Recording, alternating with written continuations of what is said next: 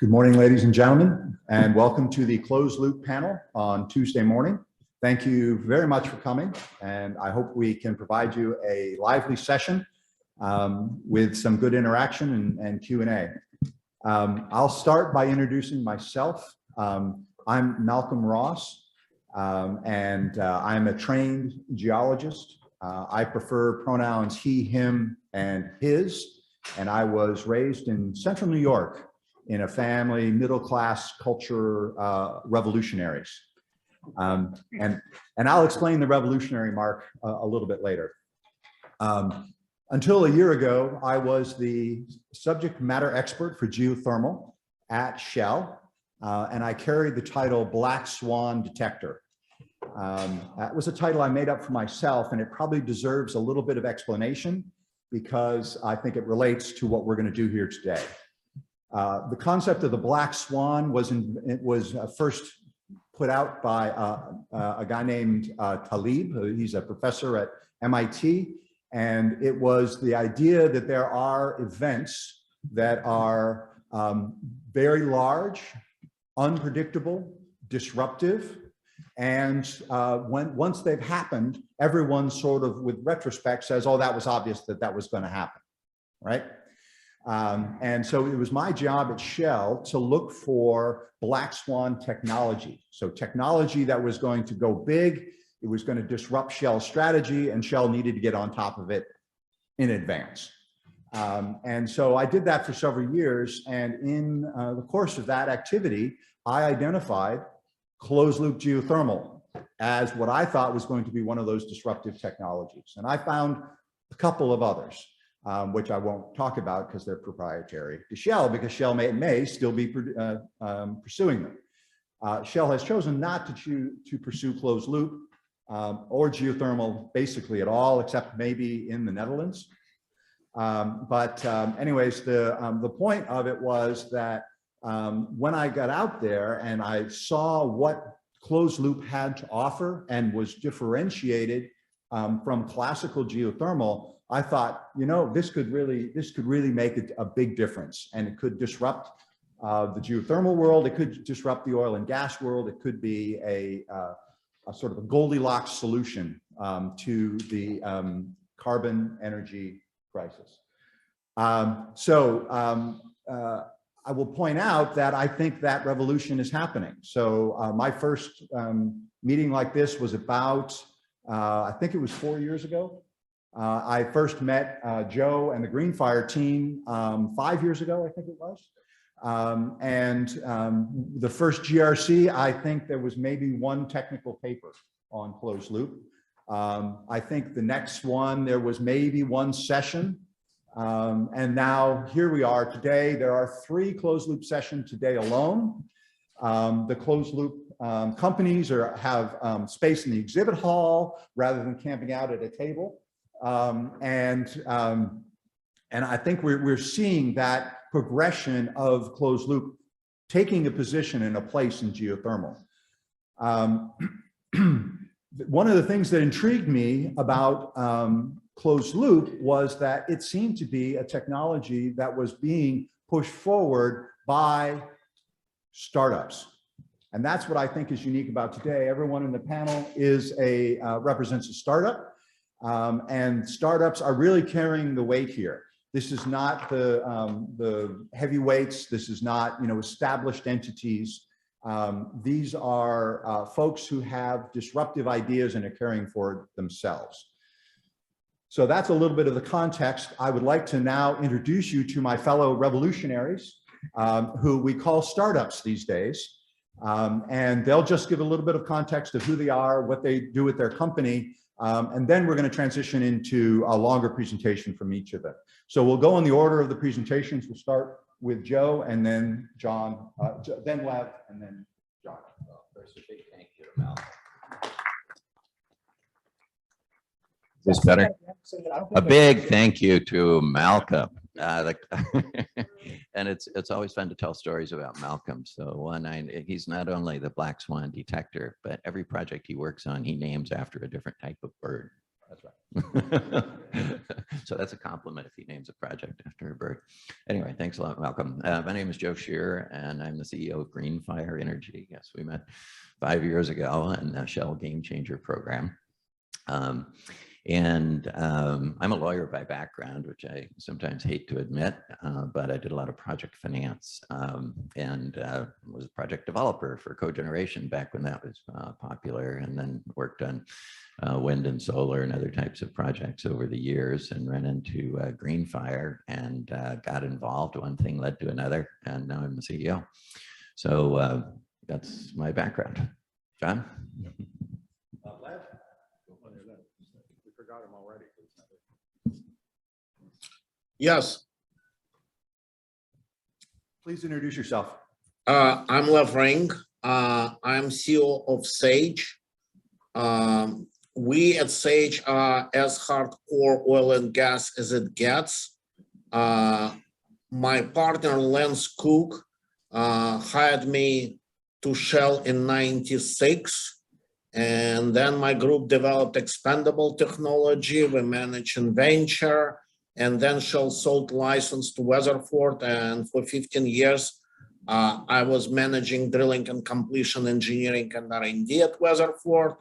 And 18 months ago, Lance and I started Sage to commercialize expandable technology. And I'll tell you what is our approach and how we're utilizing closed loop concepts.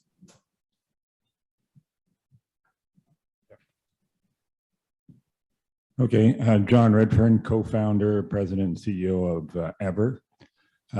We go back a long way with Malcolm. One of the things I should say is that Malcolm did cause me a bit of a problem, because as soon as all my guys found out what he got to call himself, everyone wanted their own snappy new cool name. You know, I still went with president because I'm just boring, but everyone else, my personal favorite is our head of business development calls himself the storyteller, and he is what? Chief storyteller. Chief, yes, of course, it's an executive position. Chief storyteller, and our CFO is chief truth teller, and they go together, and people's heads sort of explain as they both give their side of the argument. But remind me again, what bird were we, Malcolm? What bird were we? Black Swan? No. I remember. Well, I and confidential, but it had a certain attributes that I was hoping you'd bring out, but we'll talk about it later. But yeah, so I'm here, oil and gas background, lots of software and data analytics background. I've been all over the place. Started it as an engineering physicist, and then did a lot, law like Joe here, and then business. And I really was, despite all the oil and gas background, no experience whatsoever in geothermal up till 4 years ago. And I think that of the 50 or 60 people we have in our organization, there's only one who's actually a geothermal guy. It's Daniel Molk over in Germany, who's in charge of our Garrett's Reed project. But we're obviously going to be hiring a lot more geothermal people to mix in with our oil and gas folks as we shift. We're still doing R&D going forward, but we're getting more operational as more projects come on. So we'll be more of a blended team that will in the ideals of diversity and inclusion, will include an appropriate number of geothermal people and oil and gas people, but we'll go later. Okay, at this point, we're going to transition into each speaker having about 10 minutes to go into the details of what they're doing, to sort of give you a grounding. And then we're going to start have a discussion here in the room and online. So let's start with Joe, and I will get you set up to share your presentation. While you're doing that, I want to talk about the oil and gas people.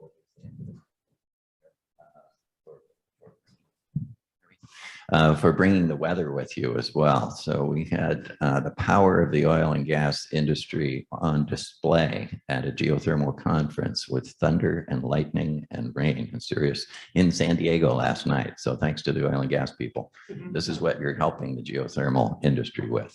Okay.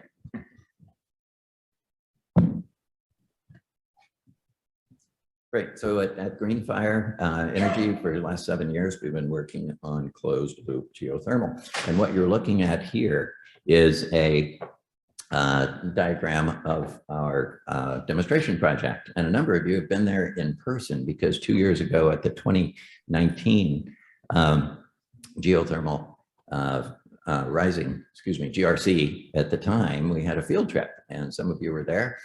We went and looked at the project at COSO. And as some of you know, we circulated both supercritical CO2 and water in a closed loop system. And because it was funded by principally by the California Energy Commission, also by the Shell Game Changer program, thank you very much, and the Electric Power Research Institute, one of their Japanese customers. We had to submit a very formal and detailed report, which we're glad we did. That's downloadable from our website, and it shows the results of supercritical CO2 and water in downbore. And we only went down 1,000 feet. It was really a test well, but we were able to take a well that was unproductive because of high non-condensable gases and show that we could produce over 1 megawatt of power from an otherwise unused well. So that was our first closed loop retrofit. And I don't know what bird species we called it at the time, but I'm sure we had, Malcolm was there. So what do we do? Well, we are developing projects that quickly and economically convert underutilized geothermal resources into useful energy and decrease the risk of new geothermal resources. How? Bringing heat to the surface, of course. That's what we're doing. And there's a lot of modeling involved. We have modelers from Greenfire in the audience. So Greenfire does a lot of modeling, both of the wells, if we're looking at retrofits that are existing, or and resource modeling, and then the technical project modeling and the cost modeling and putting all this together. We've acquired some technology along the way of what we call gravity head pump, which allows us to show that we can use geothermal energy to actually pump wells, in particular oil and gas wells, and thereby theoretically displacing the cost of line shaft or electronic submersible pumps with a magnetically coupled closed loop system pumping those wells. And we do this often with well retrofits and with large greenfield projects as well, which we'll be talking about. And we also have some high value industrial applications. So for example, we have one version of our approach where you can produce hydrogen downbore using the geothermal energy to decrease the amount of electricity required for electrothermal hydrogen production. So that's an industrial application that's still in process. We look at geothermal as both an anomaly and an opportunity. It's an anomaly because, of course, as everyone here knows, it's the world's largest resource for clean and continuous energy. But 98% of all the geothermal industry energy in the world is not usable because it can't be handled by conventional methods. So that's an opportunity too. And why? Well, that leaves 2%. The reason is, and you all know this, only 2% of the world's geothermal resources have the permeability and consistency necessary for continued production. So what Greenfire has been trying to do is to look at that other 90%. That's the 98%. That's what we're after in terms of broader permeability. And indeed, with apologies to all of you for the simplicity of this diagram, this is how Greenfire looks at geothermal opportunities for closed loop. And simplistically, with a temperature parameter and a permeability and water resource parameter, we see conventional hydrothermal as fabulous where it works. We're not trying to compete with conventional in that area. But it's a limited area. We can, with our well retrofits that we've shown, there are lots of reasons conventional wells will over time not produce or not produce in the first place. But with closed loop, we can actually retrofit many of those wells to become productive. But let's not jump too quickly to assuming that if it's not conventional, we're talking about hot, dry rock. There's a whole spectrum here. what we call the middle range of permeability and convection. And if convection is there, it's bringing heat to the pipe. That's going to make a much better closed loop power production scenario for us. And indeed, this is a plug for the 130 presentation, closed loop number 2.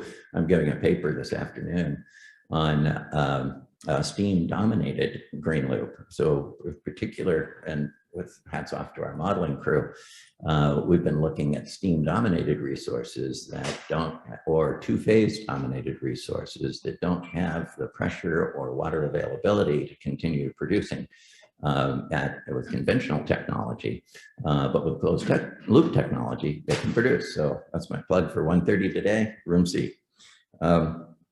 And of course, we're also interested in hot, dry rock. And it's a great opportunity, infinite, can I use that word? Infinite possibilities there. So, and of course, we model across this whole range. So we spend lots and lots of time modeling, and these are very different types of modeling projects, as you might imagine. Can it scale? This is one of the questions we get a lot. Can you scale this technology? Well, we know a lot about COSO. COSO has been very thoroughly researched by others. And what you're looking at in this slide is an underground mountain of heat at COSO that's been confirmed to exist. So what we did, and this is shown, this is laid out in our paper to the California Energy Commission that you can download, is we did some calculations as to, well, if we enter into that mountain of heat with conventional drilling technologies and at existing prices, what would be economic to produce? How much could be produced there with a closed loop system? And currently, I believe COSO is around 130 megawatts, and we showed that we could get up to 2 gigawatts from that location. There's plenty of heat, not just at COSO, but in many, many locations.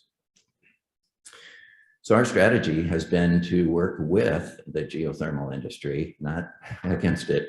And we're already talking to, well, of the 80 geothermal companies worldwide, we're already working with 8 of the top 10. And the advantages are pretty obvious because they already have good geothermal locations and the existing infrastructure in place. Lots of wells, surface systems, permitting is all in place, power purchase agreements, you name it. And this can take what is often regarded, and I've heard at GRC conferences, an average of 7 years for a new project from inception to implementation, and get it to less than a year because everything's in place. And the cost, and in many ways, it's much lower because many of the wells are drilled, the infrastructure is there, including surface systems that we can integrate with. So what we offer is our modeling expertise, modeling. And the fact that we've done these projects before, and this can result in a faster revenue and return on investment. So how does this play out? Well, often when we're talking to a geothermal owner, they'll say, well, these big projects sound great, but what about our unproductive wells now? What can you do with those? And we look at them, and many of them can be retrofit. And so that often ends up being sort of a proof of concept for the wider expansion of closed loop in the geothermal resource that is, of which the sample well, the proof of concept well, is representative. And that so we can move into the field expansion stage, which is drilling new wells in the resource, knowing that we're going to get a good well because we know the resource and they know the resource. And, oh, okay. And then there's a new field development, and another possibility, or one of our customers is indeed focused on conventional geothermal and is wanting to drill for those great geothermal wells that everyone imagines, but is planning a project to be, as a backup, to be a closed loop geothermal well, and thereby de-risking. So if they don't get a great geothermal well, they'll at least have a good closed loop geothermal well. And I think that's it. We do have our projects going on around the world. 3 of them will be done by the end of the year. And we do have a patent position on all this. We've been working on this for a long time, and we picked up patents from others that have been before their time. And we do have some exclusive licenses, so I won't go into that. This is my last plug for the 130 presentation on steam-dominated green loop. And thank you very much. Take care.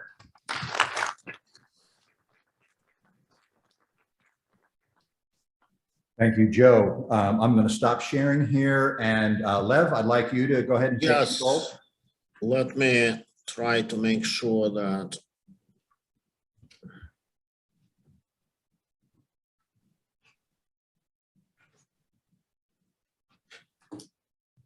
Good morning. Can you Looking see good, my Lev. Go ahead. presentation? Good morning, and thank you for inviting me to participate in this fantastic panel. So I'll tell about our SAGE closed loop approach using supercritical CO2.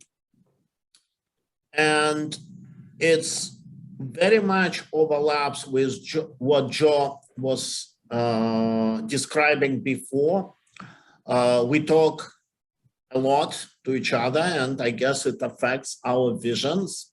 So SAGE approach from the beginning was that if geothermal is to become global, we need to engineer cost out of it.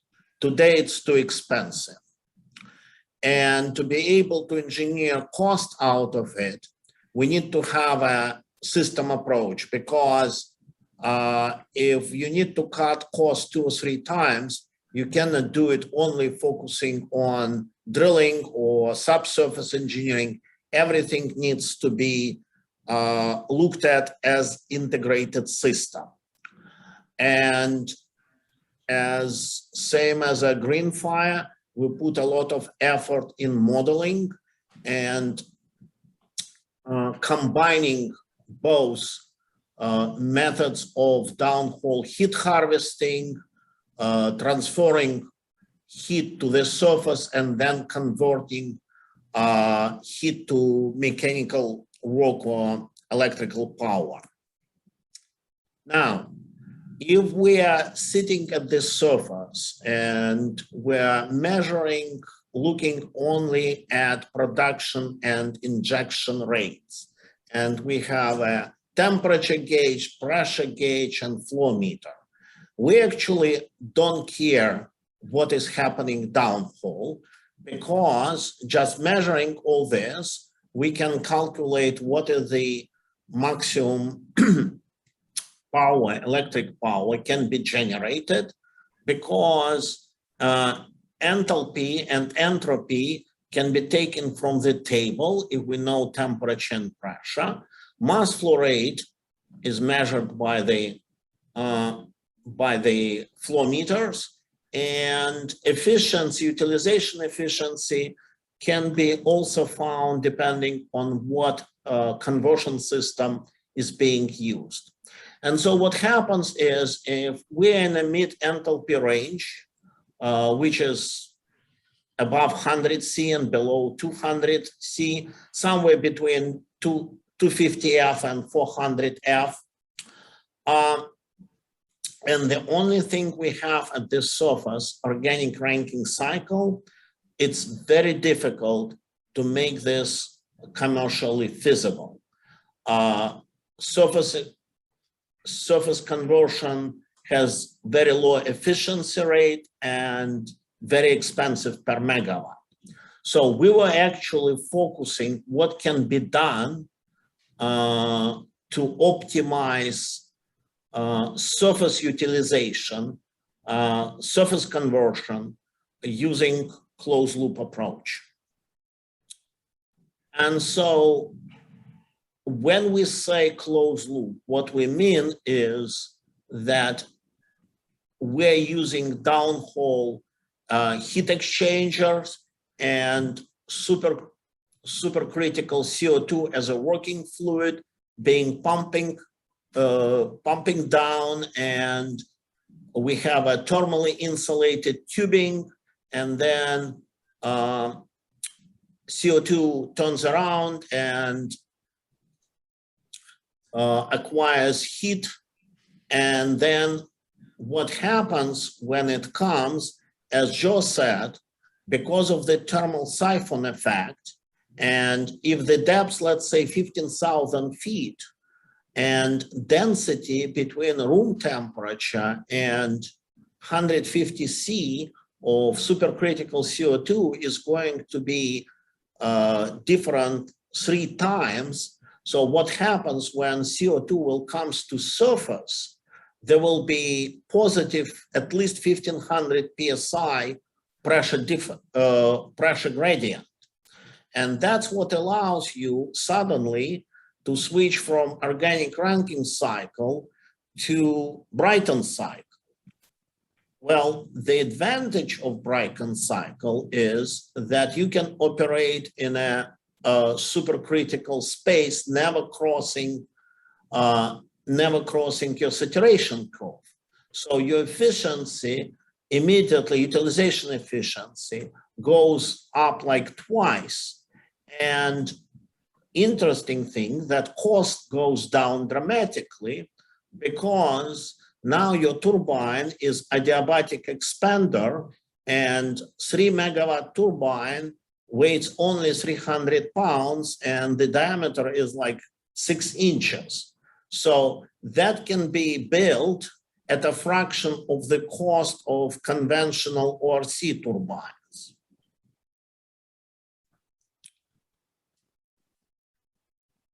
As I said, to make the process efficient and to be able to optimize multiple parameters, we need to be able to simulate downhole heat harvesting, complex behavior of supercritical fluids, all the plumbing or heat transfer and then expansion through the turbine, and of course cooling as well. And only because everything in this system behaves in nonlinear function, only combine both surface processes with subsurface physics allows you to optimize the whole process. And when it's optimized, you will find that we're able to produce significant quantity of electricity. So you will hear a lot that criticism of closed loop, that closed loop is physically impossible, that conductivity of the formation is too low and there is no way to get enough heat, to harvest enough heat.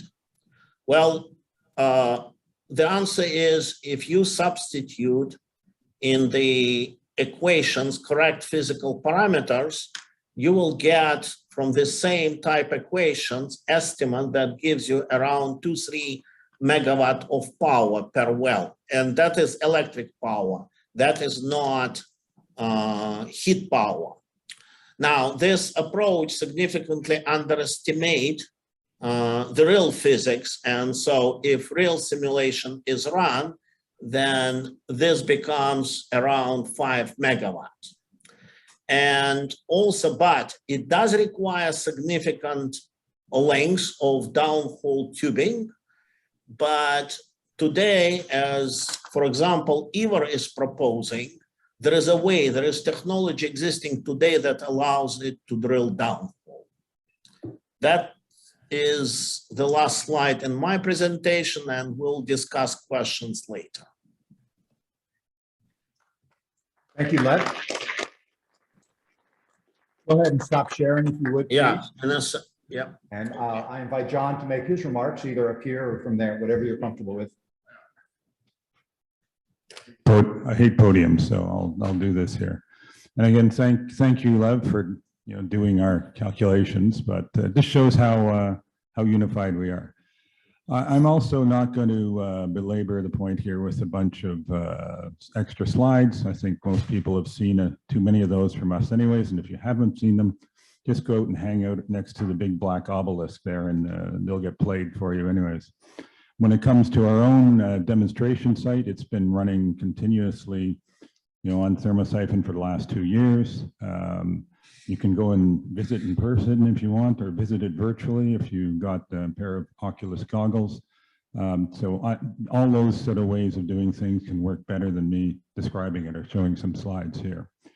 But I would like to say that, when it comes to, there was some sort of attempted controversy or controversy, as the English would say, about the thermodynamics of our system. I think, as I alluded to the other day, the very advantage of our system, of all our systems, is that it's easy to predict, it's easy to forecast. It's much simpler than doing reservoir simulation. And so, in fact, when we go and talk to banks and investors and everyone else, what they like about it isn't that there's some unknown to do with the thermodynamics, it's that it's predictable. And being predictable, it's financeable the same way wind and solar are. We always dump on wind and solar because they're intermittent and you don't know what they're going to produce on a particular day. But if you're a banker and you look at wind and solar, it is completely predictable what you're going to get every year. And that's what you need for finance. And that's what you don't have with traditional geothermal or oil and gas. They both have a reservoir risk, which requires a higher rate of return. So, all that stuff is there. It's demoed. It's in the public. We got a bunch of technical sessions, as Joe says, where we're going to be presenting some of our results about Everlight, our demo site, and some of the other new work we're doing on dispatchability and everything else. That's going to be later, but don't need to belabor that. I think we're all, in the same closed loop camp here. But, there, as you saw, there was some differences. Lev does some fracking, we don't. We do a lot of work in Europe, so it's a lot better if we don't have that fracking word in our description, because every market is a little bit different. We do use existing geothermal sites, but we don't do the retrofits and we don't do well within well configurations. This doesn't seem to work for us, or it's certainly not for what we're targeting. But going forward, it's interesting, this whole collaboration theme that we're focusing on, this geothermal rising, is an important one. And it's an important one because, this is something being driven by startups. And when you're working in a startup, you don't know where the trail is going to eventually lead. When we originally started, we were looking for a solution of what to do with abandoned wellbores. And here we are, a few years later, being the one group that isn't trying to do something with the abandoned wellbores. But like Joe, we love failed geothermal sites. So anyone who's come up with a hot but dry geothermal site that they couldn't use conventional technology for, that's ideal for us, because even so, if we're not going to be reusing the wellbore, we've got all the well control there, we've got all the permitting in place, we know the geology. It really fits fantastically for us. And we've got a whole bunch of our early sites around there. The other thing is, we originally started thinking we were building a system that was going to be a low entropy solution. Well, we can do some low entropy solutions with our technology, especially in the heating side of things. But, as we started to get more into it, we realized what was really unique was that we were at low permeability or a low water use scenario or a low surface footprint scenario, depending on who we were competing with. Those are really the killer apps, if I could call it that, of closed loop geothermal. The closed, the surfacing vis-a-vis wind and solar, the fact that we're dispatchable or base load against wind and solar, but then the predictability and then lack of need for reservoir or extra water is the killer app vis-a-vis any EGS type of application or traditional application. So for ourselves, we're chasing, like anyone else, hotter is better for us, just like traditional geothermal, and a lot of our technology development is based in that. So right now we've done all our original R&D, we've done all our patent applications. We've demonstrated again that inherent in our particular design, not all the designs, but in the Ever design, the very existence of our huge downhole radiator is what gives us the ability for intraday dispatchability. So we can dispatch around solar peaks and things like that without losing the overall deliverability. So if we have a 10 megawatt station that does 240 megawatt hours a day, we can be a load following device that produces around that solar peak without reducing that full 240 megawatt hours per day production. So that's an important thing. But right now, we're mainly focused on two things. One, implementation, because once we get through the original concepts, real innovation happens by building the things, and you want to be close to it. And we figured out we have to build up our own operational capability to drive that forward, because no one else is going to demo our technology for us. So we're doing a lot of that. We're focusing that in Europe, because that's where you have high energy prices.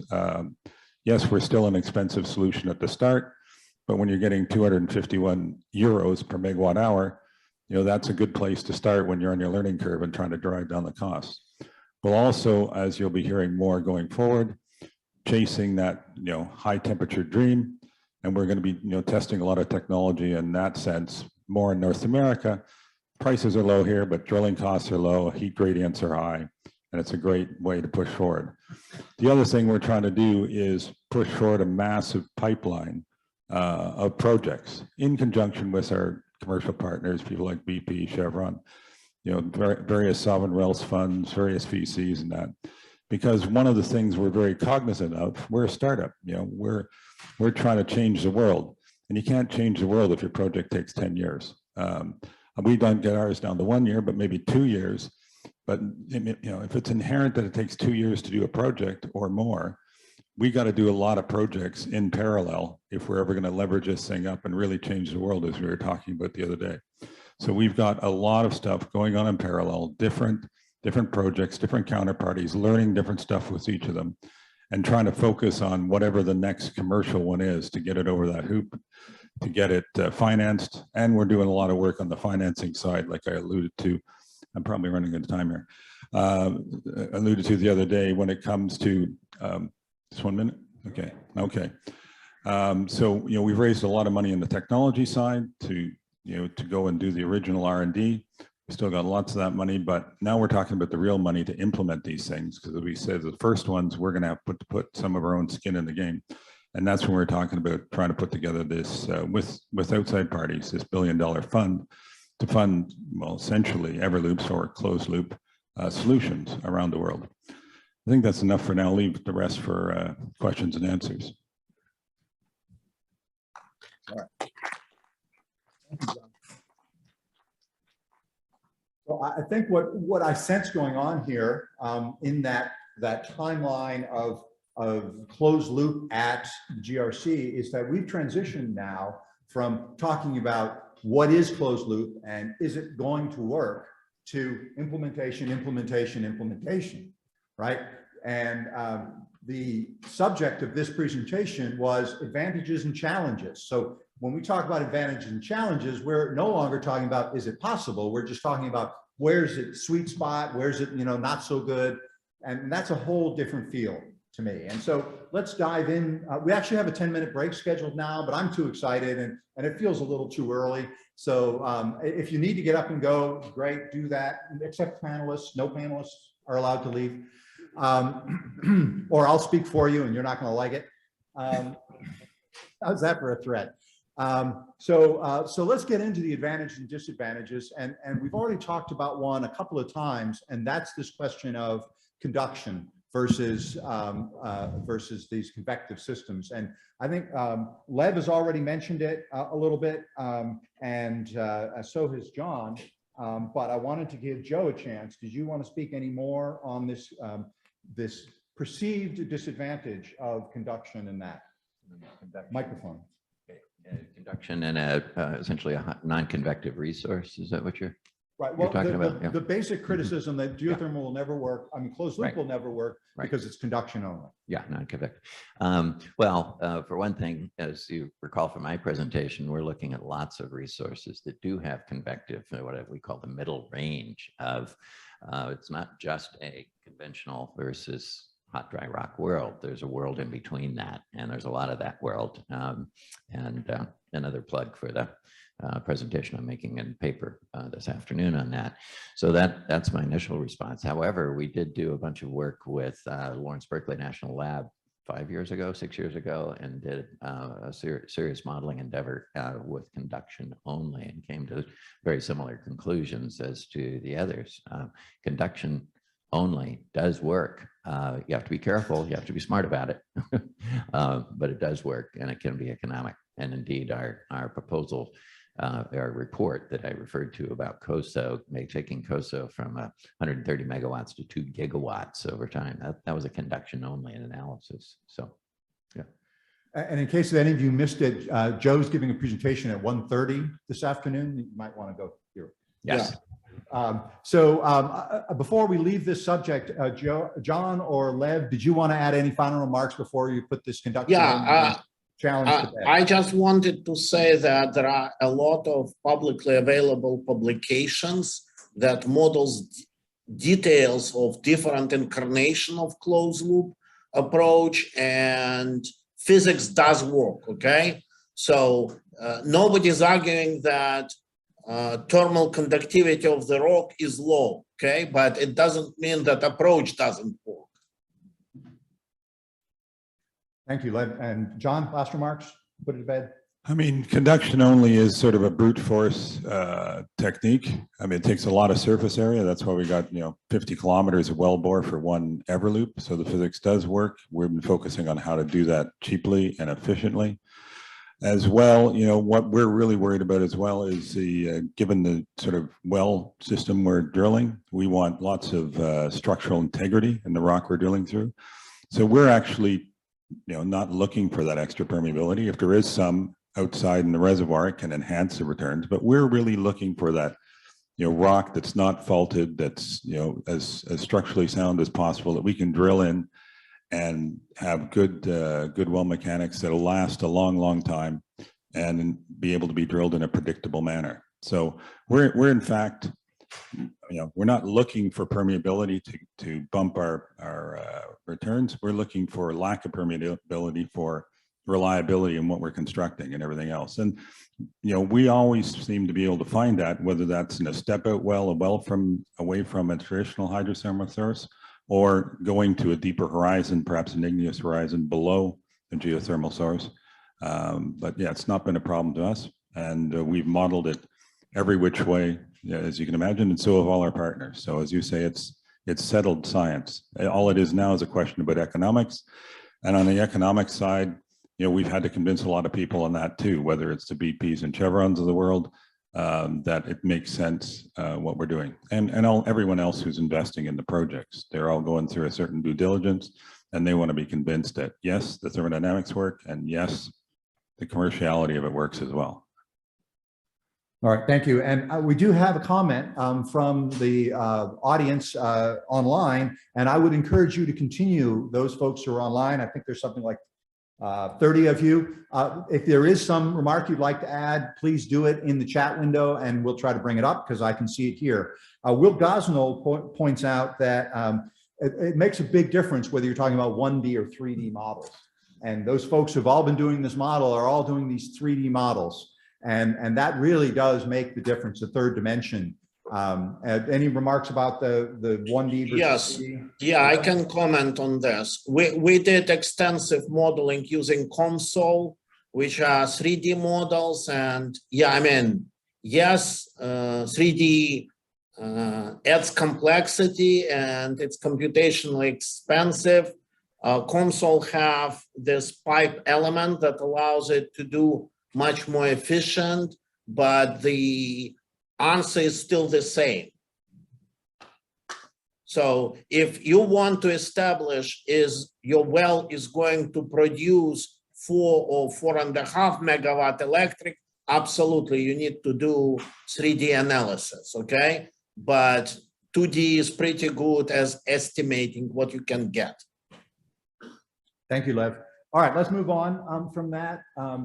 I think no one here really, I think, fully defined closed loop. So I think one of the advantages of closed loop is in its definition, and that is that there is no environmental operational interaction with the environment, no releases, no pollution, and no related costs related to trying to deal with those challenges of non-condensable gases, H2S, et cetera, and no social pressure to deal with those as well. So that's what would be classified as one of the advantages. And I think, Lev, you wanted to start making some additional remarks about whether that is a real advantage, and if so, how important is it to the commerciality of geothermal? Well, it is advantage. I would comment on your first statement about definitions, because if somebody wants to be very strict, then probably John is and Ivar is the only among three of us who are pursuing true closed loop, because it's enclosed conduit that they circulate through. We have a weaker definition where we use downhole closed loop heat exchanger, but the working fluid can be closed loop, can be dry rock, or can be open loop, and then re-injected.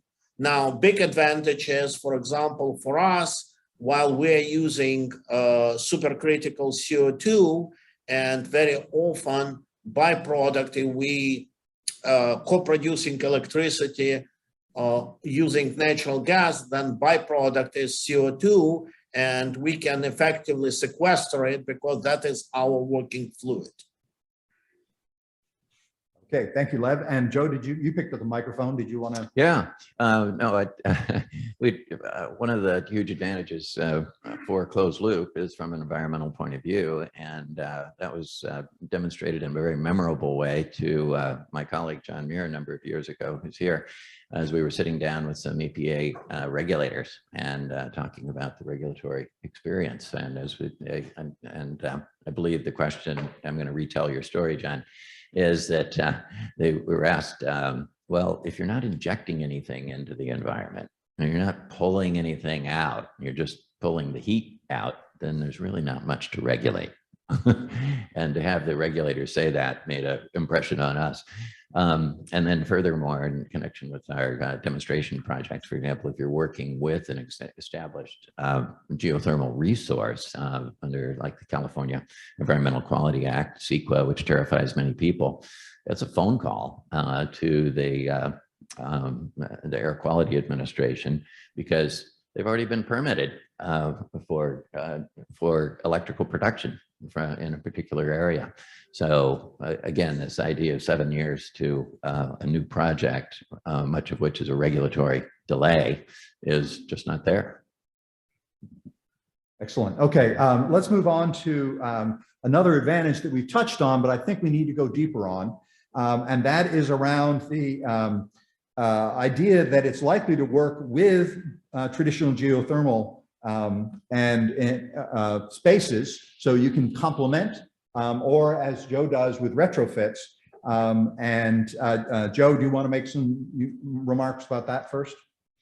Yeah. And then Lev, I think, wants to make some. Sure. Yeah, I've probably already talked about this to some degree, but usually there are lots of reasons the conventional geothermal area either stops producing or produces at a lower rate. And one of the things one of our modelers likes to do is say that he can diagnose the problems by looking at it. And then by using a closed loop, you can use those very same wells and the resource around it with new wells to address those issues. So whether they're retrofits or expansion projects, either way, you're looking at a traditional geothermal region, but expanding it.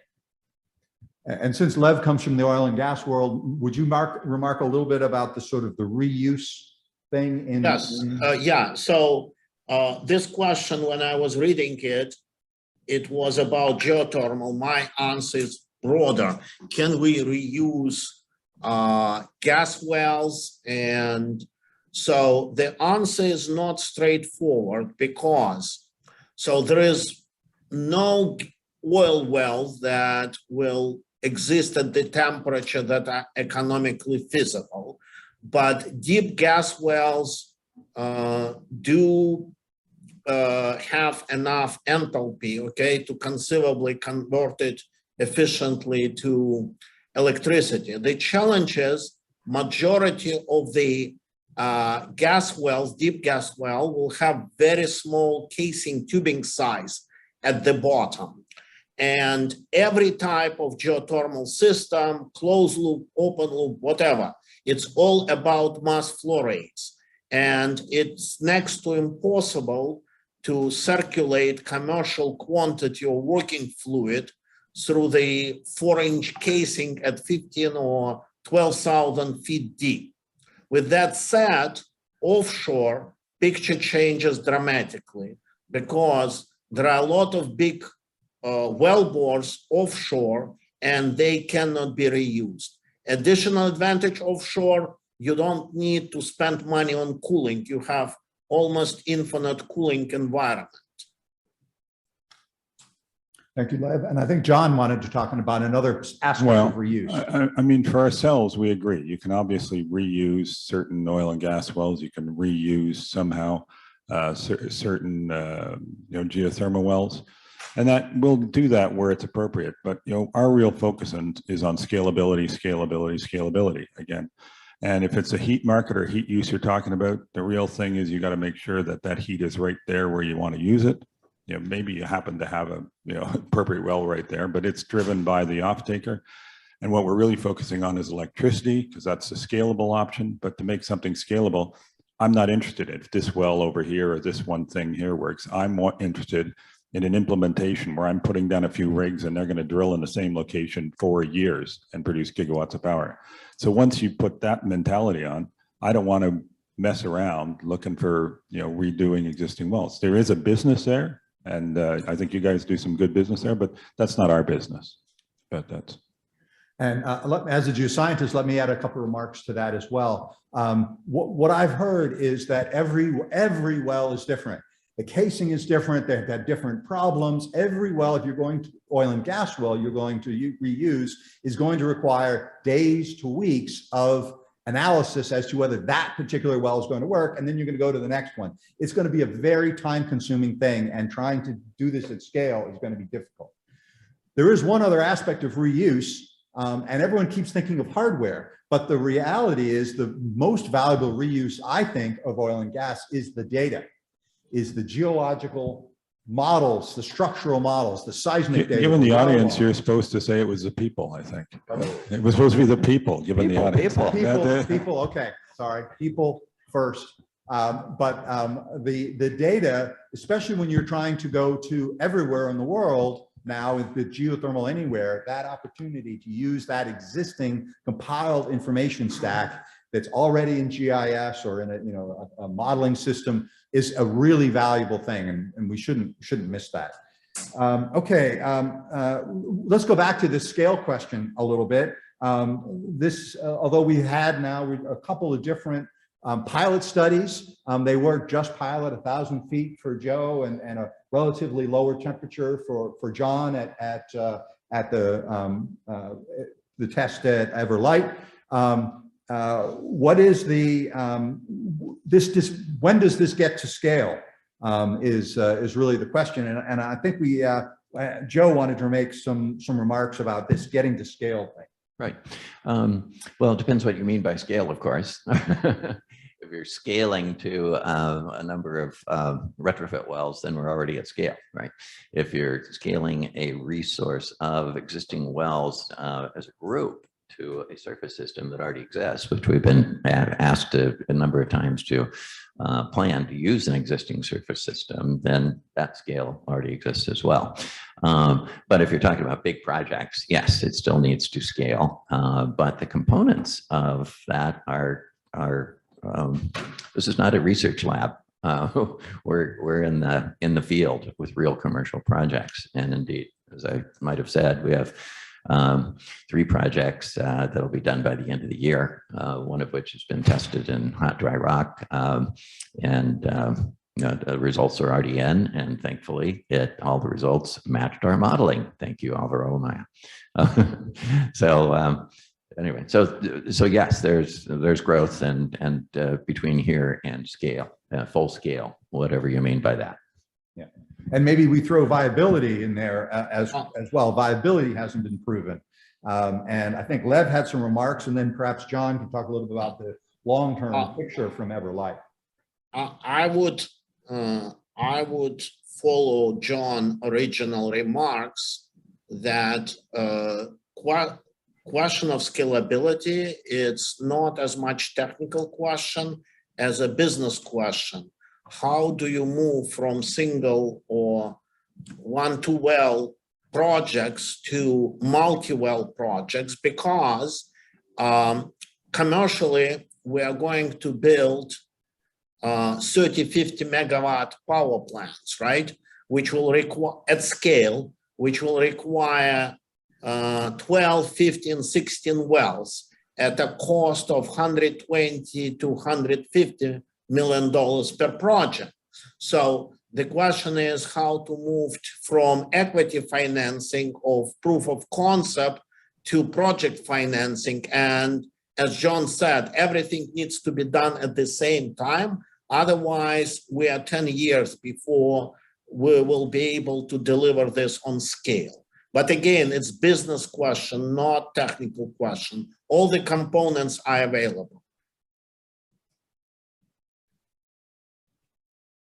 Yeah, at the end of the day, it's all down to money. Unfortunately, every time you raise some money, what you do next is raise some more money. But you know, we know the key for doing this is we need to work with counterparties who themselves have a track record of starting stuff and drilling it down to scale. And things that the oil industry has done superbly well, and things like the shale revolution. It's not, oh, we discovered how to make shale work. You know, it was one well after another, getting slowly more and more efficient. And certainly we know, we get the big investors and oil companies and other people looking at some of our projects. The only way we're going to get the first ones financed, other than some smaller projects that we're financing ourselves, is to get a big player who says, I know that first ever loop is not going to pay for itself. Even at 251, euros per megawatt hour, it will not. And not when you ladled all the other costs of that first loop on it. And you're doing expenses in a place like Germany, which is an expensive place to operate. But our partners will look at that and they'll apply their learning curve experience that they've had from drilling wells repetitively in the same position over and over, and they'll go, I totally buy that learning curve. And yes, I'm totally interested in investing in that first well or two, especially if you ever are co-investing alongside of me, because I know when I end up filling out that entire lease, I'm going to be at a LCOE that's profitable, and I'm going to be making big money. An example of that would be our Garrett's Reed project, that the first 4 wells loops we're doing as one financing, and it's a couple of $100 million. But you build out that whole lease, it's $2 billion, and it proves up the same concept elsewhere. Some of our partners already have other failed wells in the vicinity because they want to add to the list. So, and it's the same wherever we look. It's that scalability and being able to get big partners who are willing not to take all the risks themselves, but to co-invest alongside us. That's important. And that's the other reason why getting these larger funds, because again, we have a bifurcated capital stack here, right? We have all the money that all the startups have raised for R&D, but then again, your investors on the technical side don't want that diluted by $1 billion worth of project finance.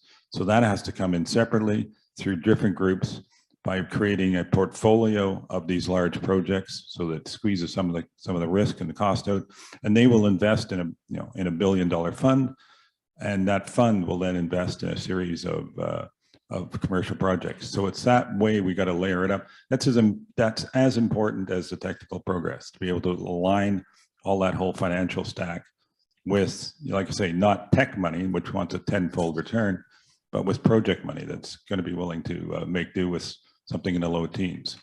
So while you're on the hot seat, John, I have a question from the audience, and it may be one that you have to defer on, but I'll give you the shot. It's a technical one, deep technical one. Lots of technical people in the audience here, I'm sure. The Canadian Geological Survey model that Ever posted on their website indicates that an ideal 50-kilometer loop would produce less than 1 megawatt, or about 20 kilowatts per kilometer. Conventional geothermal does 3,000 to 5,000 kilowatts per kilometer of production.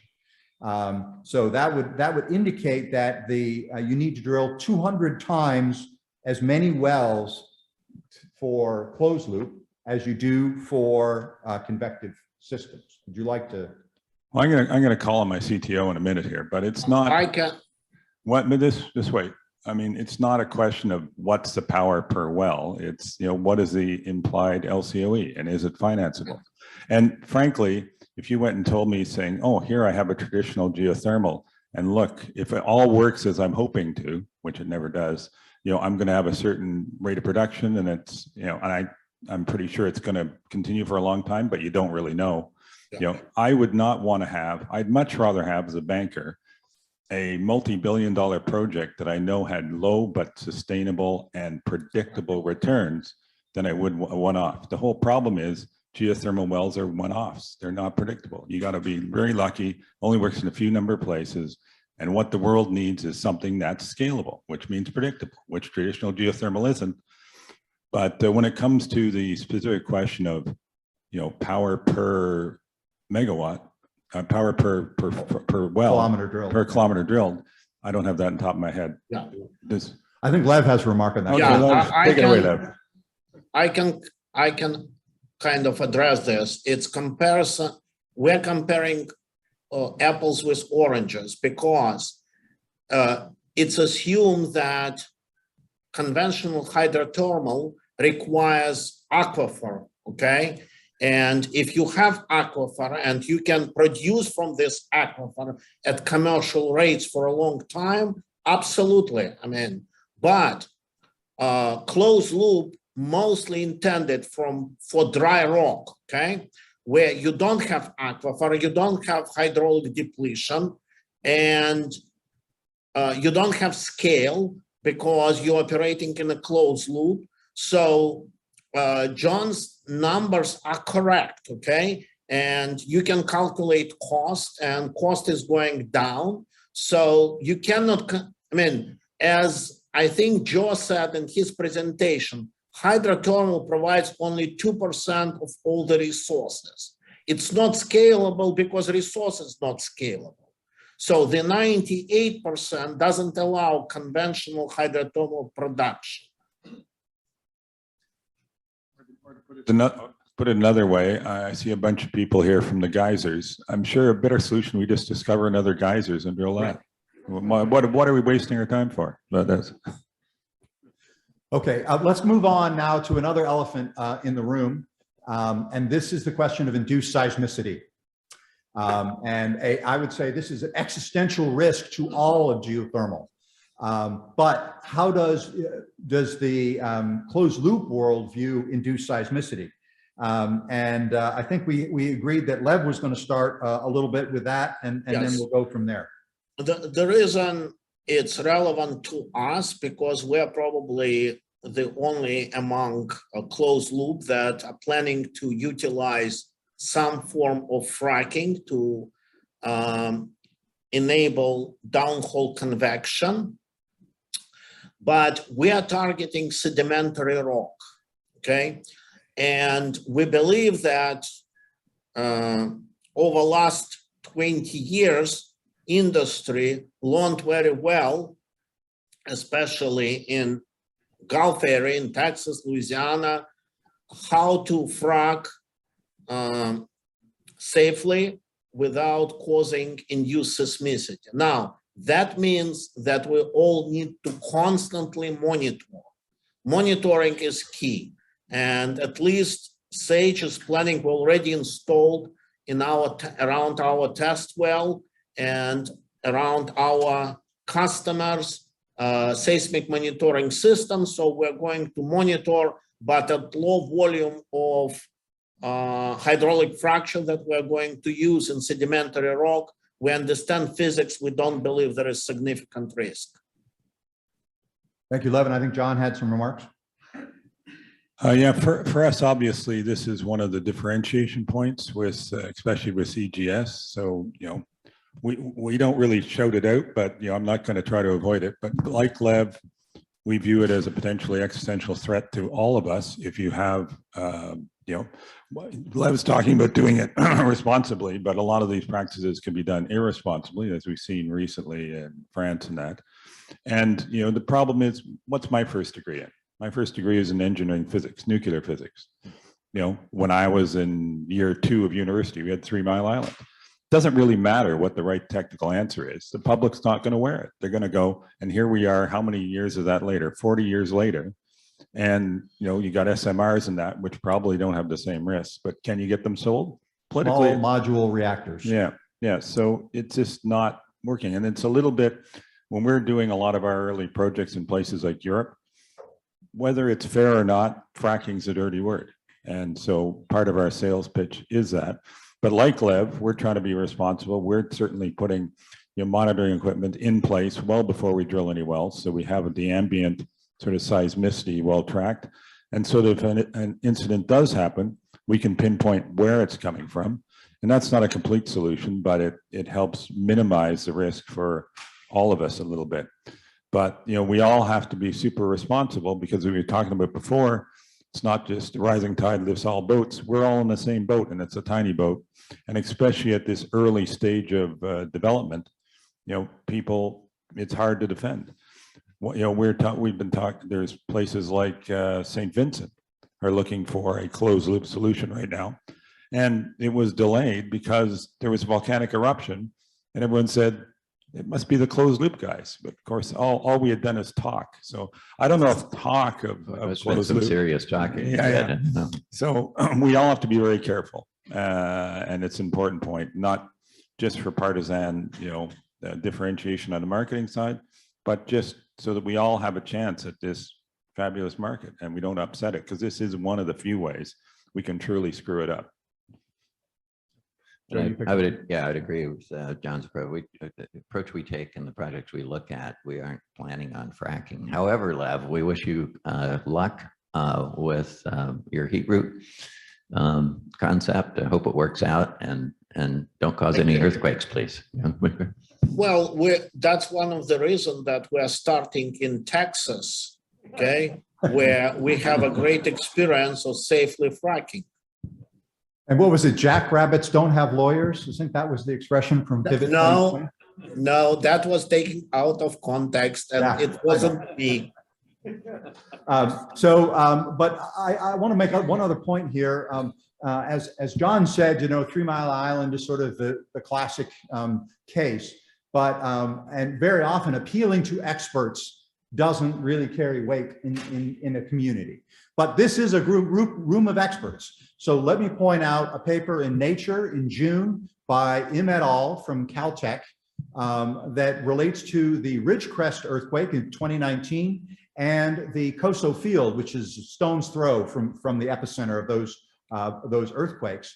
And what you'll see in that paper is a virtual shadow of seismicity around the Coso Field, all around, aftershocks related to that, but there's virtually no seismicity related to Ridgecrest at Coso. And so the title of the paper has to do with thermal distressing. Now, what you'll see is that during the initial phases of Coso, there was a tremendous increase of induced seismicity in the vicinity. And that was related to moving a lot of fluids around and, you know, the changing pressures and so on. But eventually the things equilibrated, and Mother Nature is good at equilibration, and things began to settle down. And now the temperatures have dropped to a point where the background seismicity is what it was before Coso was drilled. Okay. So there is a whole element. So this is a sales feature, really. Bring your earthquakes forward. Get them over with. Yeah. But the point is, with a closed loop, you're not moving any fluids around in the rock, so you may avoid that whole spike of induced seismicity and just have the thermal distressing part of it. This is just preliminary. And the earthquake that triggered that paper was long after we'd completed our demonstration at Coso. So we didn't do that. Okay, good. Yeah. And we were just circulating in an existing well, so we're clear. Monitoring is a key word. We do need to monitor. Yep. Okay. Thank you. All right.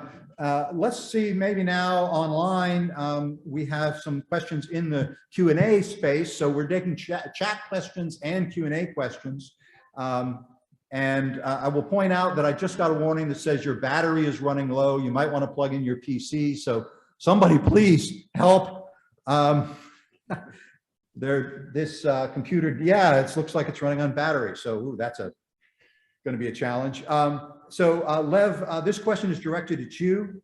It is that the SAGE Geosystem LCOE is 25 to 40 megawatts, dollars per megawatt hour.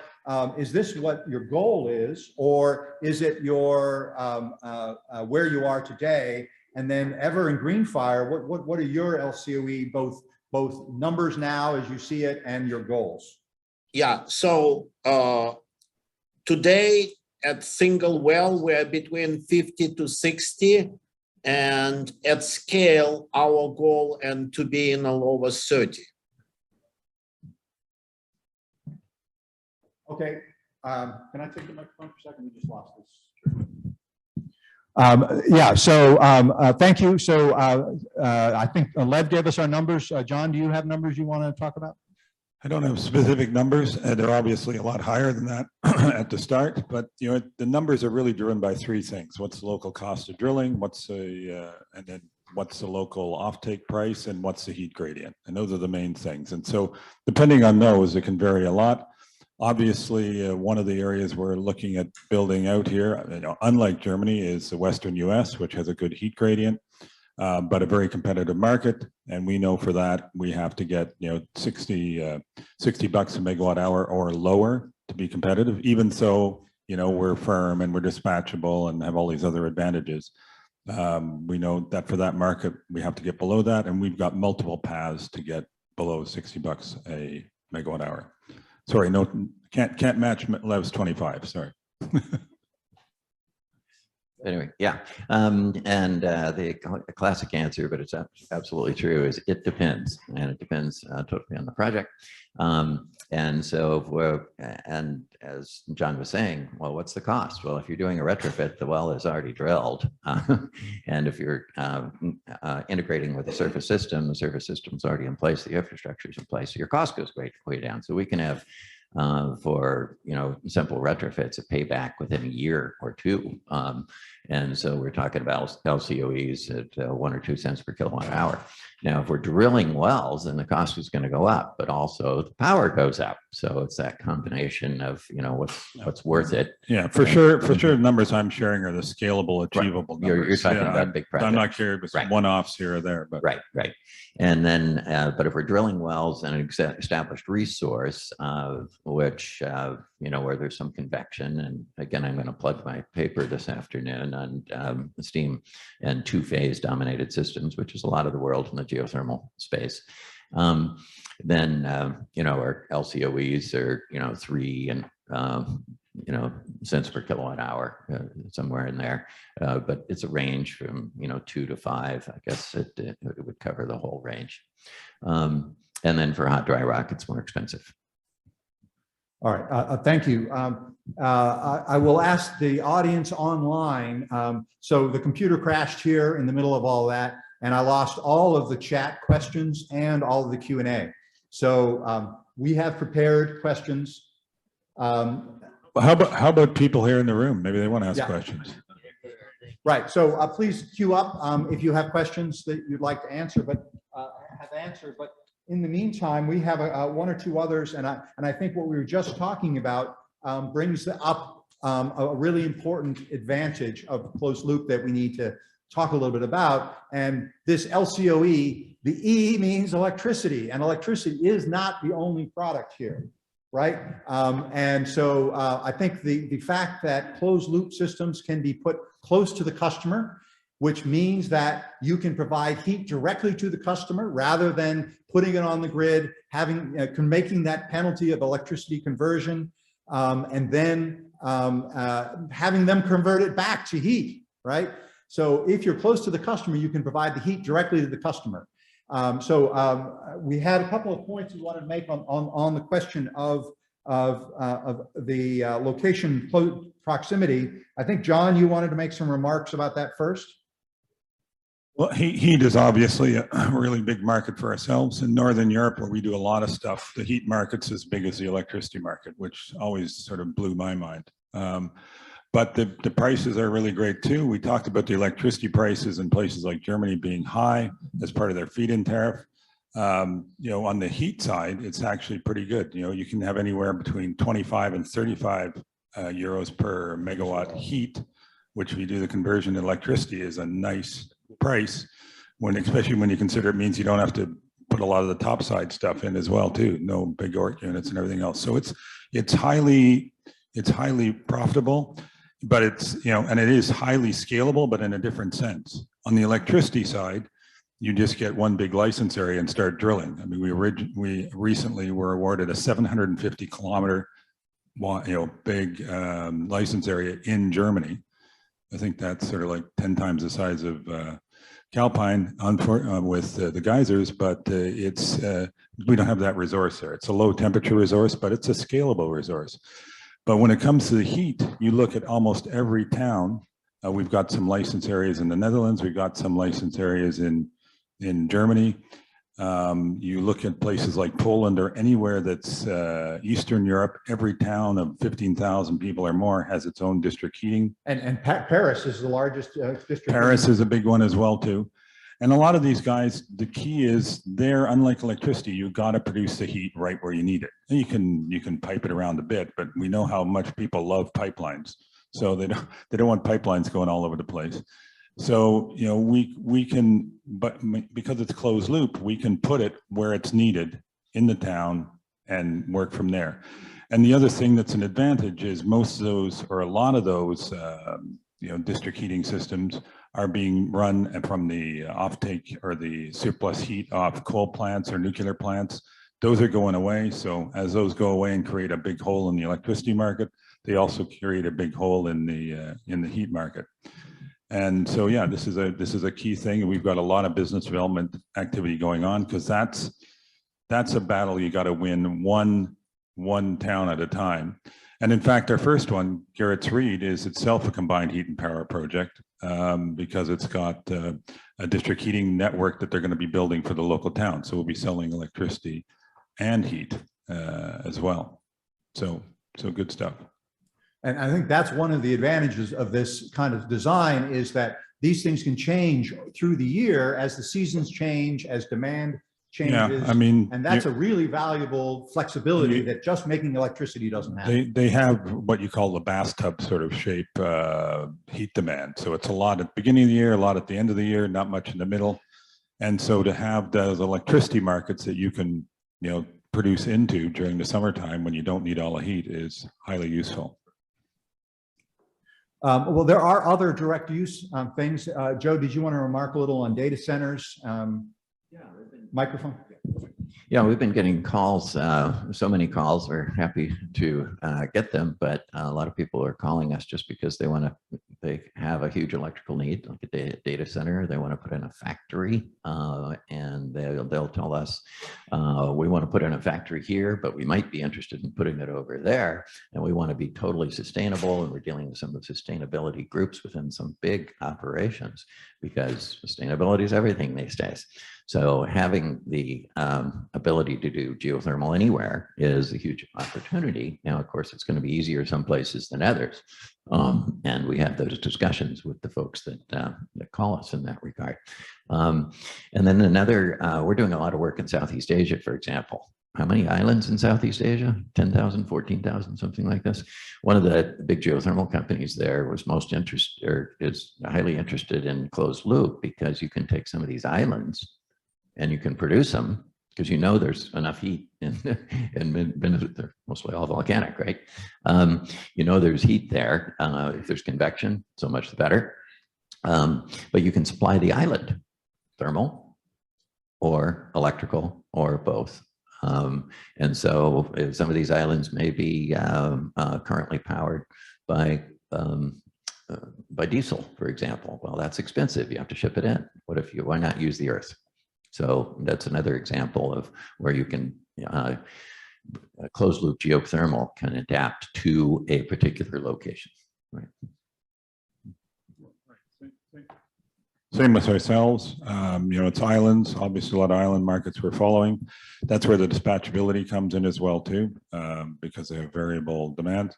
The other sort of islands that we notice, we've got some major investment recently that we can't really declare, but it's from the mining sector. And that is, a key thing too, because they're often remote. They need standalone system that can be base load, and they want to be green because they're already a mine. So you want to look as good as you can, and because you need to get local buy-in and approval and everything else. So you got to be green, got to be remote, and got to be base load. So those are some great markets, and some of those major mines can be 50, 100, 200 megawatt demand. So it's big time. And I would put a plug also in for the remote communities.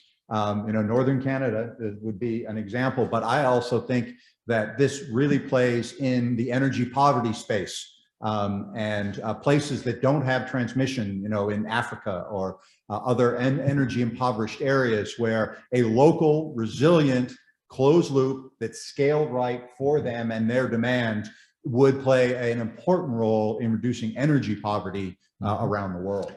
So and one other point that you're very close to running into, but I'll take it from you, is military bases. And I know, Lev, you guys already have an Air Force base you're working with, and we have a proposal into a base as well. And there are bases all over the world that have directives to be sustainable.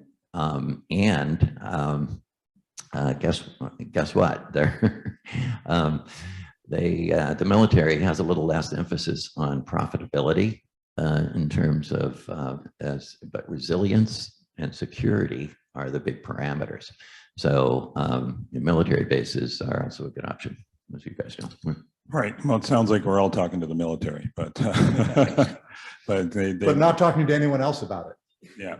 Well, not, it's supposed to be a secret, but anyways, the cat's out of the bag. No, but I mean, it's a classic use case.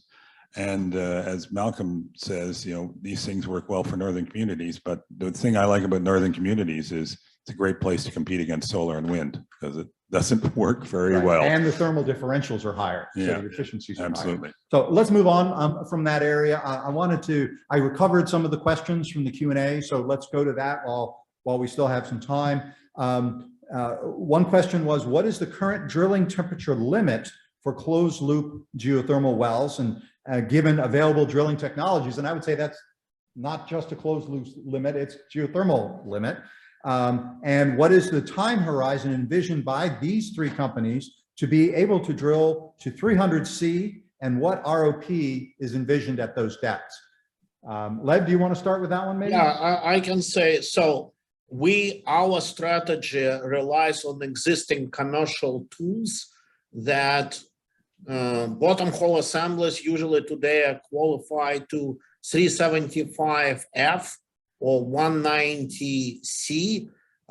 You can easily get it to 200, 210. Above that temperature today, directional assemblies pieces do exist, but directional assemblies don't exist. Vertically, you can drill to very high temperatures, and we are not, at least as a SAGE, we don't have immediate plans to go above 200C. Joe, John, do you have any response to that? Mike?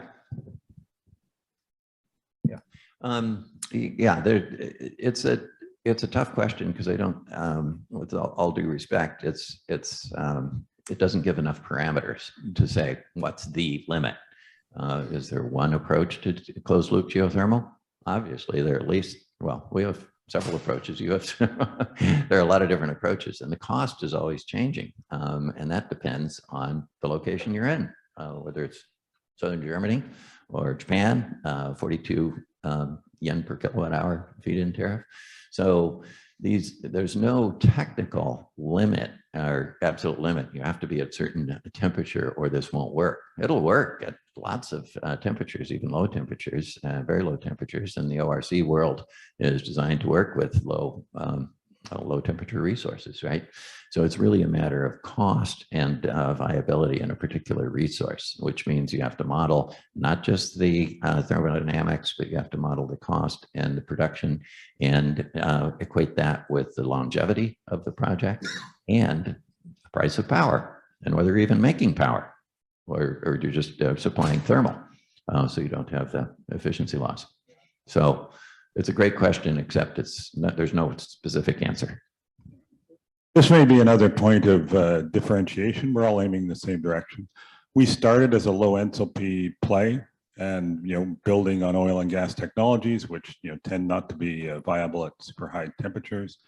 But it's become pretty clear, especially if you want to build scalable electricity, you need high temperatures ultimately to make it universal, make it go anywhere. And so one of our primary areas of research with ourselves and with our partners is how do we drill quickly and efficiently down to 400 degrees plus C. And we've been working on that. We think we have a solution. We're going to be testing that this next year.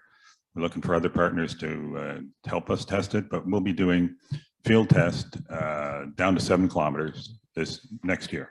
Yeah, or maybe we're talking to some of the same oil and gas companies that are claiming, and we very much want them to be successful in getting to these temperatures fast. We're doing, not the oil industry. Maybe they're different people. They're hoping to go on our coattails. Many of these oil and gas companies came to the conference, so we know you're out there, and we're looking at some very high temperature drilling. And we will be happy to use your names if you give us the permission for at the predicted levels that you're targeting. Right. Malcolm, one more comment, okay? So before Forge project, okay, we had a strong opinion about choosing sedimentary rock versus igneous rock because of rate of penetration. So there isn't advancements in PDCB, especially what NOV has shown with order of magnitude higher penetration rates through igneous rock. We may change our opinion what is economically feasible and not feasible at high temperatures. Thank you, Lev. Okay, let's move to another big hot topic. Oh gosh, that's a bad analogy. In this space, and it has a lot to do when you're talking to legislators and government representatives, and it's about jobs. What is the impact of, in particular, closed loop style geothermal on the jobs landscape? Lev, you said you wanted to make some remarks on that first?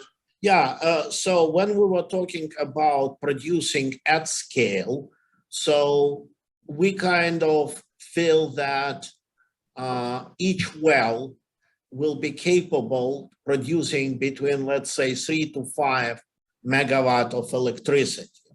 So to produce gigawatts, you need to drill thousands of wells, okay? And we as an industry, oil and gas, know how to do it. In a good year, we drilled 20,000 wells in Texas. That's a lot of jobs, okay? The need to drill wells, okay, will require a lot of new jobs. Agreed. John, did you want to remark on that as well on the efficiency side? Not so much on the efficiency side, but just if we can truly make this stuff scalable, it's Christmas for drillers, definitely. Not so many operational jobs on the closed loop side because a lot of the regular, operating costs from traditional geothermal go away.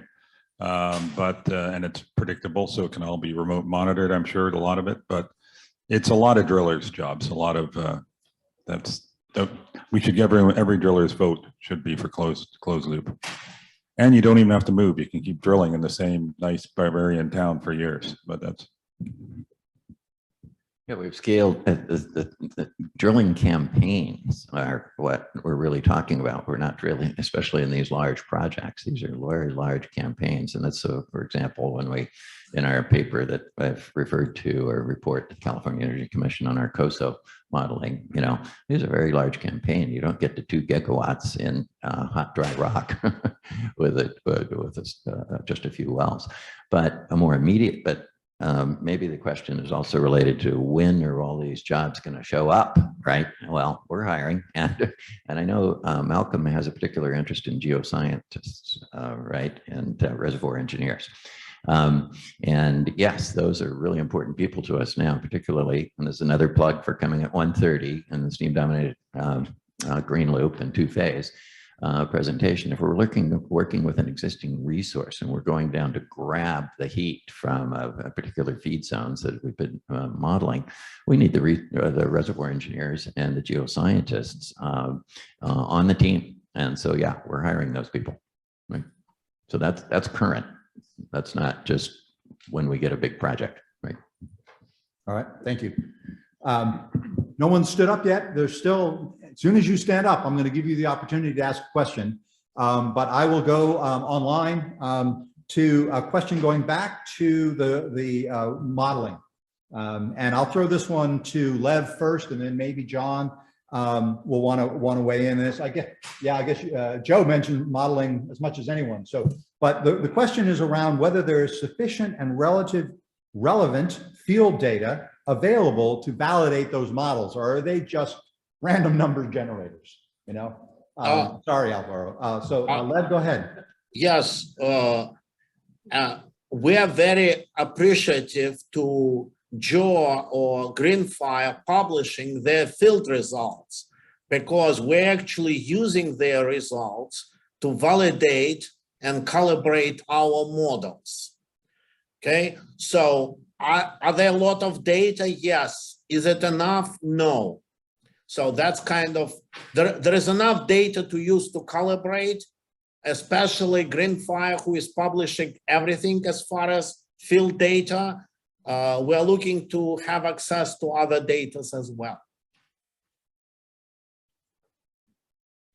Yeah, I mean, the same with us. We've had our Everlight thing going for 2 years, got lots of data from that. It's all proceeding exactly according to prognosis before we drilled the wells even, and no surprises since then. And we're obviously sharing that data with our investors, partners, clients, whomever who need it.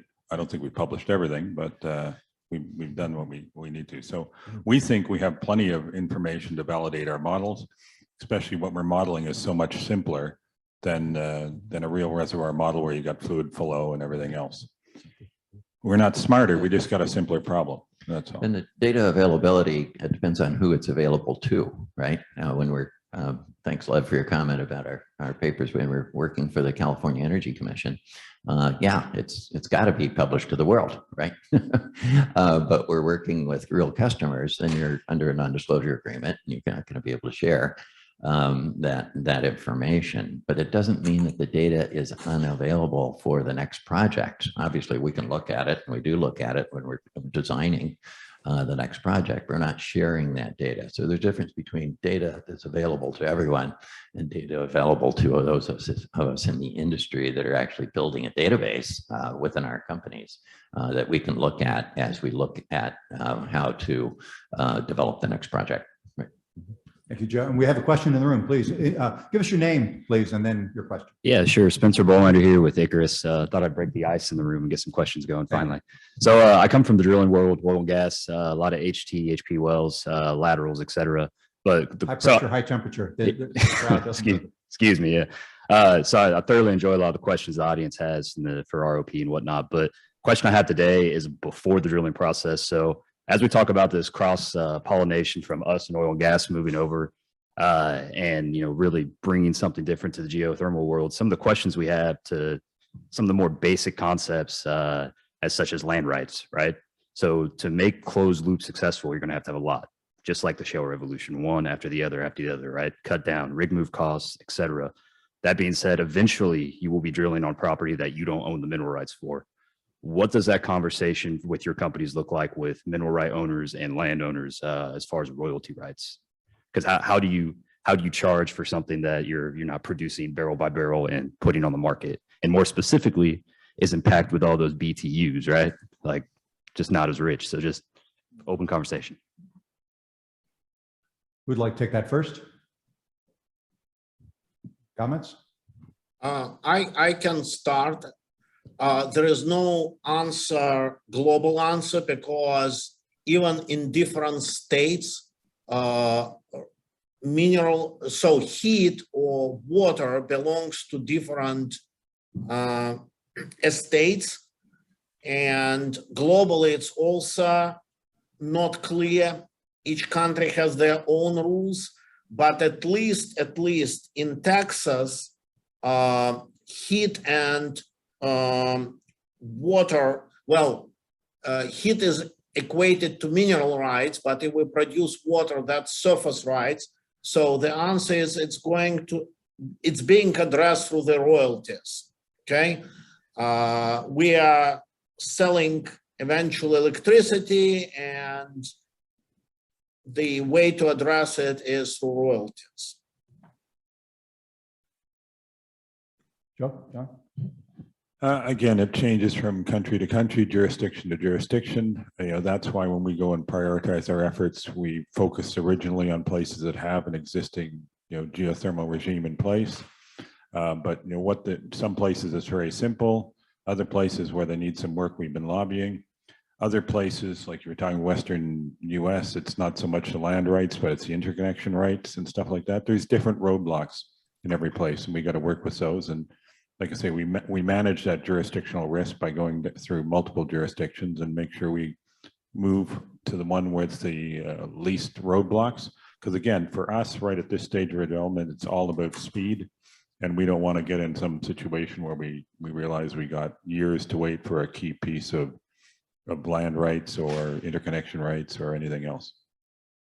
Yeah, a Greenfire answer is very similar to that answer, but I have a particular example that's kind of curious that people may be interested in, and that is in Japan, the onsen, the hot spring world, is very interesting because there's, well, in Japan you probably know there's an antipathy towards geothermal by the onsen hot spring community, because after all, a conventional geothermal location, you could steal our steam and affect the resort. But with closed loop geothermal, you're just going and picking up some heat in a resource where that there's convection and there's heat. So some of the projects we've been looking at in Japan are actually related to the hot springs industry. They have their own plans for the permissions you need.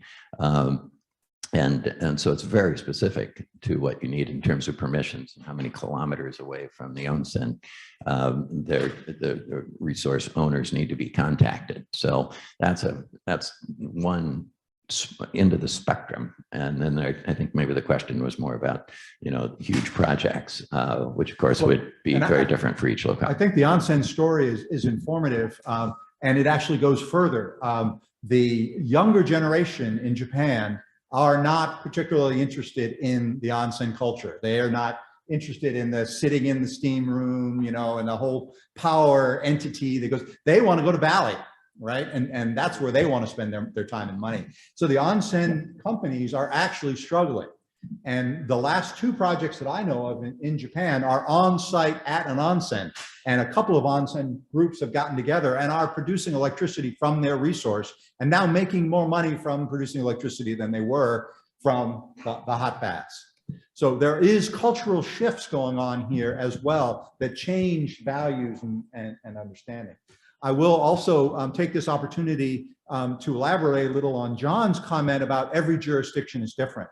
And what that means is we need to have representation in every jurisdiction to help to shape those rules and make them more efficient and effective.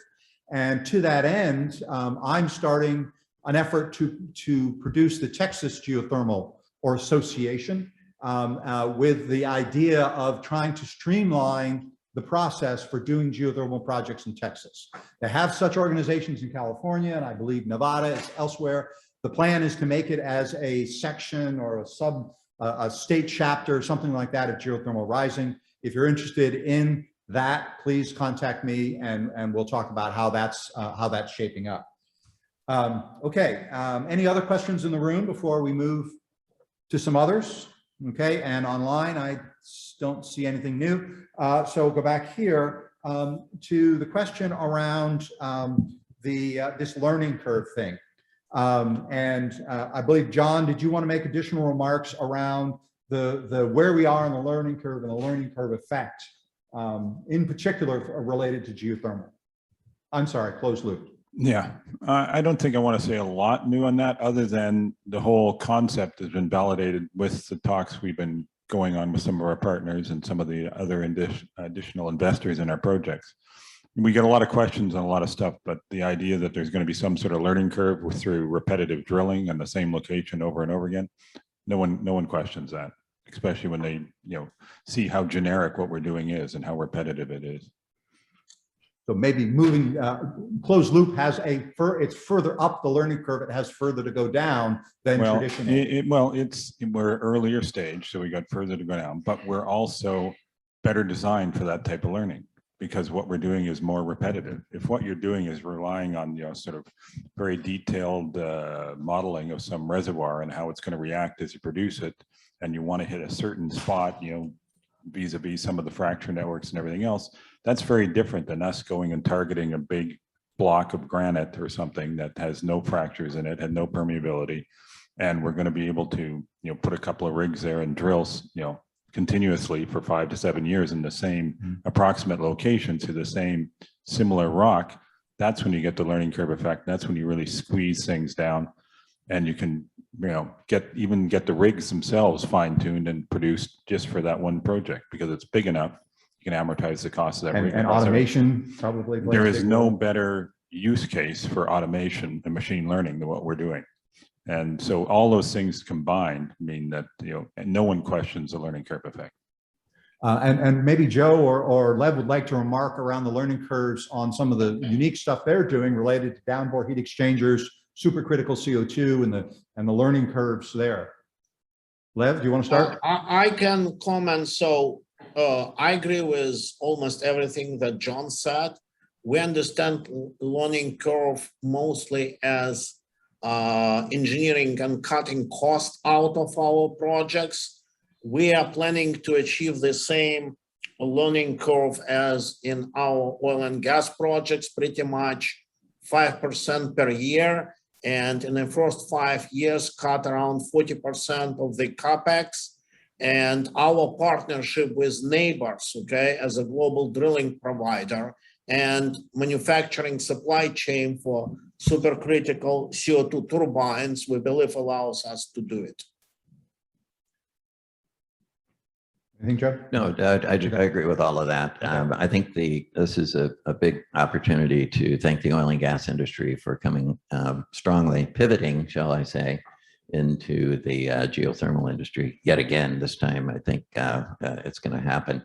And what has, whether you talk about the fracking world and natural gas production and shale resources or any of the other enormous advances the oil and gas industry has made, bringing that expertise and that financial power, frankly, into the geothermal is going to get us down that learning curve, I think, much more quickly and much more reliably. Malcolm, the only thing I want to add that from our perspective, it's better comparisons with deep water projects in early 90s than with fracking, because geothermal requires integral approach to everything, the same as was with deep water. Thank you. Okay, I think another thing related to this sort of lobbying and working with legislatures and so on is around incentive programs. So we have a question from online about the potential government's incentives, in particular in the US, in the 3.5 trillion US dollar government global warming. And the whole thing, 3.5 trillion, is not around global warming, but there is a significant component of the reconciliation thing that's going on now. And I guess that really opens up the whole question of what role does government incentives and national programs have in helping to accelerate the move down that the learning curve that we're talking about. Anyone want to take that one? It can be very useful. I mean, we certainly got a lot of support in some places like Canada and in Europe and places like that. Incentive schemes to do with feed-in tariffs, to do with capital grants at the start and everything else. We have not had that, I would say, on the US side. I don't know, but Lev and Joe, you've experienced much. I think to a certain extent, a lot of that granting activity gets driven by existing consulting groups to the government, and they maybe aren't quite as far along as this group is here when it comes to embracing closed loop as a target for some of that grant funding. But we certainly think that's going to happen. It's happening anyways, with or without the government. If anyone, again, Joe keeps giving his plug. I'll give our plug to show up with Joe and myself, and other people at 1 o'clock when we're talking about collaboration on the closed loop side. Different universities, different startups, different oil companies, all working together to forward the agenda with or without government finance, with or without government incentives. But just to blow our own horn here, I think this is the paradigm shift in this room. It's closed loop, which is making things different than they've ever been before, and it should be the subject of RPE grants and stuff like that. We're not saying we need it. We're going ahead anyways, but it would be sensible if something's revolutionizing this sector, the government should get on board. I hope that's not too provocative. I'll take a little bit different perspective on that. So having worked at a big oil company in a granting agency, the Game Changer program, one of the things that makes startups unique, and what I think will make this be the fact that startups are doing closed loop principally makes them disruptive, is their ability to pivot and say, you know what, we spent a couple of months on this and that's not working. We're going to go do something else. When you apply for a large grant, be it from a Shell or from a government agency, it's a long process, and they want a Gantt chart with deliverables, timings for 2 years or more, right? And when you're 2 months into the project and you say, you know what, I'm throwing the Gantt chart out and starting again, you're not going to do that when you're tied to a pot of money that has, the deliverables and everything planned and so on. So for me, I have seen multiple excellent ideas get strangled by their desire to have this pot of money. Now, partnering with Shell, it was more than just about the money. It was reputational, as John knows. Once you get it, and Joe, for that matter, gets the Shell stamp, that helps with money raising. Okay, but for me, these incentive programs actually can be a bad thing from a startup point of view. Maybe a university, other sort of research organizations, NREL and that kind of thing. That's a healthy thing. But for a startup, the advantage is in pivots. So every form of finance has its own challenges. As you say, the government stuff can be a bit bureaucratic. There's a ton of forms to fill out and everything else. There's other challenges and advantages with taking strategic money from oil companies or oil service companies as well. And we've had some great experiences, but we know they all have their own agenda. And when it comes to venture capital money, which we also raised, that has its own. They're very flexible. They're great at pivoting, but they've got their own timeline. They're looking for a liquidity event and everything else. So we've tried to balance that all by making sure there's not one party that dominates.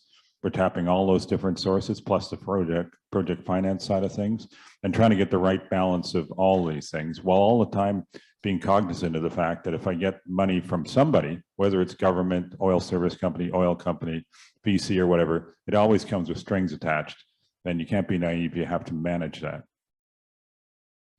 Thank you. I would just say that I think we focus, we're a small company. We focus on commercial projects now, ones that can be commercial now. That has some real advantages because you don't have your overlord problem with granting agencies. On the other hand, we're very thankful to the California Energy Commission helping us, and Shell getting our demonstration project behind us at COSO, for example. And the other difference here is this is, as we said before in the other context, this is very regional and country specific. So if you're talking about a government incentive being a feed-in tariff, Japan is 42 cents or 42 yen per kilowatt hour.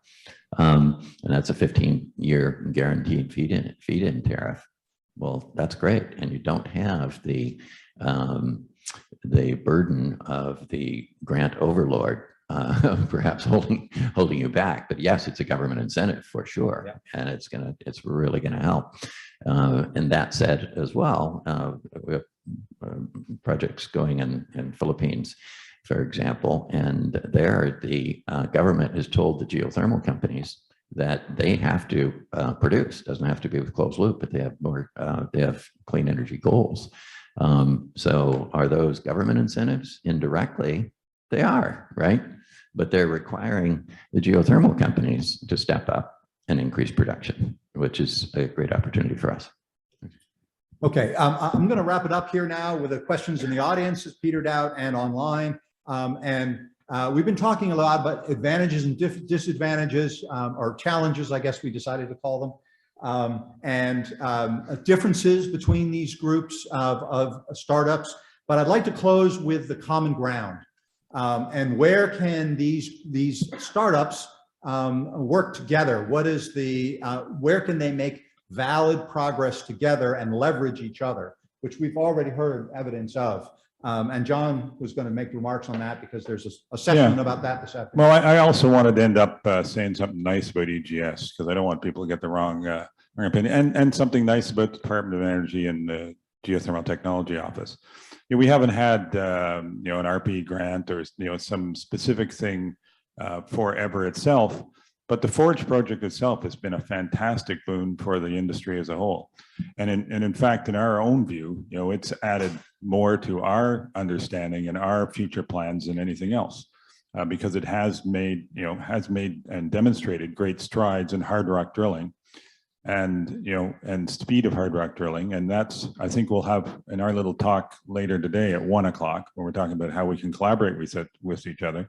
We'll talk about all the benefits we got out of Forge. And they were very open working with us and helping us try to test some of our own drilling equipment in the Forge project.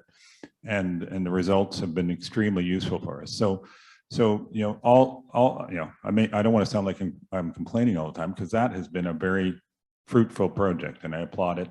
And I'm sure it's just the start of other collaboration going forward in the future.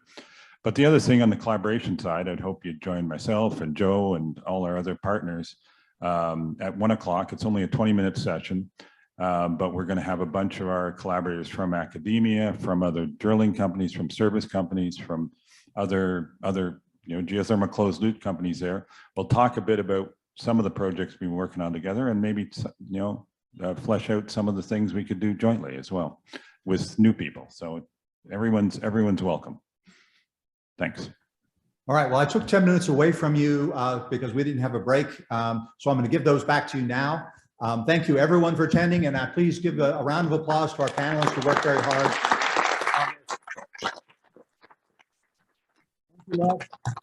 Thank you, everyone. And I guess our next session start at 10:30 in other technical sessions, and will be one here as well. So thank you, everyone.